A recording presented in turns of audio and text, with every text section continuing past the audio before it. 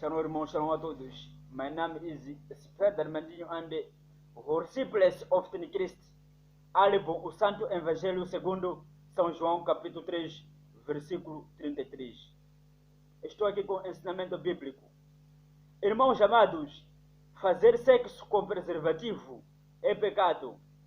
Fazer sexo com preservativo é pecado. O nosso corpo é o templo do Espírito Santo. O nosso corpo é o templo do Espírito Santo. 1 Coríntios capítulo 6, versículos 19 a versículo 20.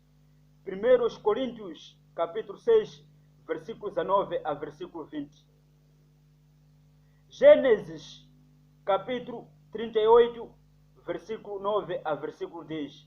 Gênesis capítulo 38, versículo 9 a versículo 10. Masturbação é pecado. Deus mata Oná por causa de se masturbar. Gênesis, capítulo 38, versículo 9 a versículo 10. Gênesis, capítulo 38, versículo 9 a versículo 10.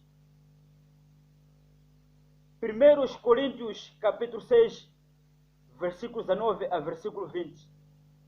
1 Coríntios, capítulo 6, versículos 19 a versículo 20. O nosso corpo é o templo do Espírito Santo.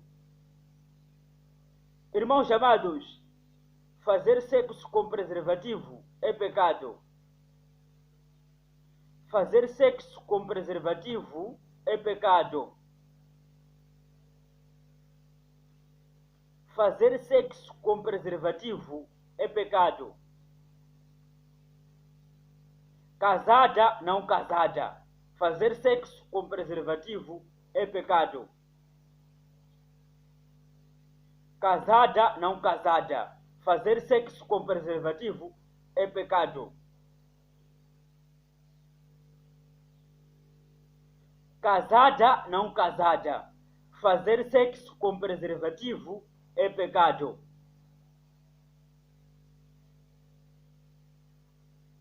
Casada, não casada. Fazer sexo com preservativo é pecado. Casada, não casada. Fazer sexo com preservativo é pecado.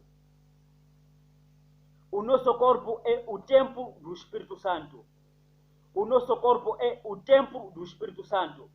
O nosso corpo é o templo do Espírito Santo. 1 Coríntios capítulo 6, versículo 19 a versículo 20. 1 Coríntios capítulo 6, versículo 19 a versículo 20. Gênesis capítulo 38, versículo 9 a versículo 10. Gênesis capítulo 38, versículo 9 a versículo